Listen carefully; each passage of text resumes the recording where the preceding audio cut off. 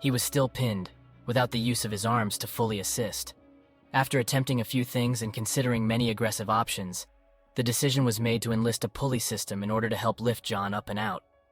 A pulley had been successfully used when Brock Clark was stuck 5 years before. Even though they had a plan of how to help, this was not an easy location to work in. Each piece of equipment would need to be brought in from the entrance, which took nearly an hour to reach the other side of Corkscrew.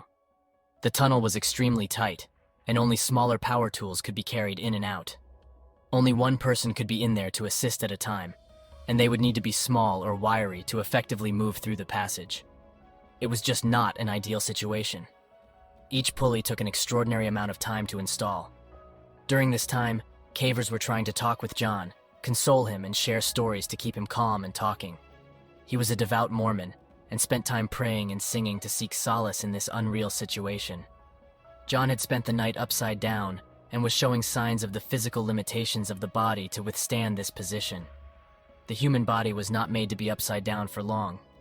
The entire circulatory system is designed using pulses of pressure from the heart to move blood forward through the system, while valves and fibrous vessels would hold blood and stop it from going backwards. This one-way flow balances pressure, gravity, and valves to keep oxygen available to all tissues and to remove toxins from the body through the kidneys. John's body had been fighting gravity for more than 12 hours. The brain was not built to withstand this kind of fluid pressure. Fluids were building up in his lungs, and toxins were starting to accumulate from the lack of proper circulation. His organs were pressing on his lungs, and each breath was an exhausting effort for muscles not built for such work. His breathing was slowing, and he was completely spent from the effort.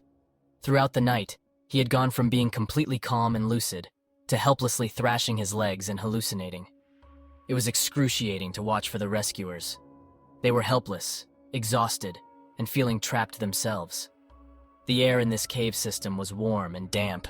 It took a concerted effort to remain calmly breathing when you are restricted and can't move or even breathe properly. But the rescuers knew they could get out when needed. John didn't have that luxury. He couldn't expand his chest to breathe, and the air around him was losing its oxygen concentration little by little. During this time, a wired telecom system was brought down to where John was stuck. His wife spoke with him, encouraging him to hang on and be faithful. John assured her that he would be out with her soon.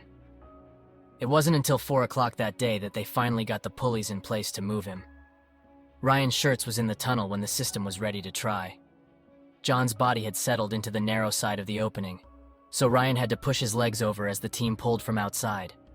Each heave moved him inch by inch up out of the hole. By this time, John's legs were in excruciating pain. A rope had been tied around his legs for hours as rescuers tried various methods to help him out. They were completely blue and had no discernible pulse, yet each tug had him call out to stop as his nerves were ultra-sensitive at this point. They paused to give him a moment to gather himself, and then tried again. It seemed to be working. John was finally being pulled up out of this hole. He was raised enough for Ryan to look down to make actual eye contact with him and pass down a tube to drink Gatorade. This effort was extremely slow going, and they were all exhausted from the difficult effort. Ryan was squeezed in a tunnel just 12 inches high and had his head near John's legs as they worked him slowly out of the tight 10-inch fissure. Although they were making some progress in lifting him up, they were no closer to getting him out.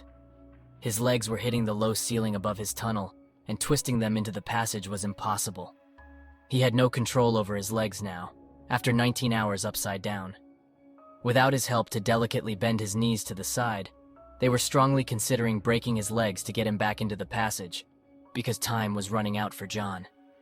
Then, in a sudden moment of blinding pain, Ryan blacked out. When he came to, he was bleeding heavily and confused. The rope, holding the pulley to a natural arch section in the cave, broke and whipped the carabiner and pulley directly into Ryan's face. He suffered damage to his face, lip, and tongue, as well as a concussion. He had to get out of there quickly. John was back where he started, completely wedged in the tunnel with the circulation to his arms cut off and his legs completely dead. He was unable to help free himself in any way. This moment started the final demise of John Jones. After Ryan was checked out in the pit and then sent off to the hospital, his father Dave took his place in the passage with John. It took an hour to re-establish the pulley lines, and Dave tried to tie a rope around John's body, but couldn't get the rope past his wedged torso. All the time Dave was with John, he was not responsive. This entire operation required John's help to effectively rescue him. There was no way to lift his 200-pound, 6-foot frame without him pushing and trying to leverage himself in some way. In Dave's effort to tie up John, he got himself stuck for about 15 minutes. Their desperate effort to help save this man had put both his son and himself in danger. It was a devastating reality. Once he had pushed himself back into the 12-inch tunnel, he was exhausted and had to leave. Brandon Kowalas took his place and brought in the telecom system so John's family could talk to him. His wife Emily expressed her love and told him to take a break and rest after all of his effort. She still truly believed he would be coming out, but Brandon could see what she could not. John was no longer responsive, and no signs of life could be heard. Over the previous several hours, Ryan reported the gurgling breaths that John was struggling with. Now, there was silence. The rescue team gathered in the pit area inside the cave and discussed the situation.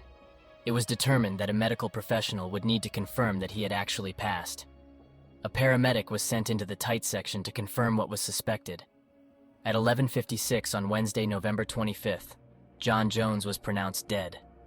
The rescue teams worked for 24 hours straight to try to free John, but it was just not possible with his upside-down position.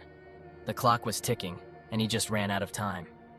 John survived an extraordinary 27 hours in an inverted position, which is 3 times longer than what was predicted as possible. The 6 rescue personnel who actually reached John in that rocky prison were truly heroic. They willfully placed themselves in a portion of the cave that was unmapped with many known risks. They were selfless in their efforts, maintained a calm demeanor, and never gave up on a seemingly impossible rescue. After they determined that recovering the body would be impossible, John was left to rest in the Ed's Push section of the Nutty Putty Cave for eternity. The entire cave system was closed off with concrete, never to be explored again. A plaque was placed there to commemorate the life of John Jones.